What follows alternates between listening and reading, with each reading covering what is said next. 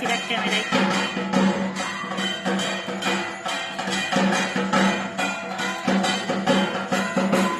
দেখো মন্দিরটা পুরো একদম দক্ষিণেশ্বর মন্দিরের মতো দেখতে। এর মধ্যে আছে মা অন্নপূর্ণা আর ভোলেনাথ আছে। এখন সন্ধ্যা আরতি চলছে।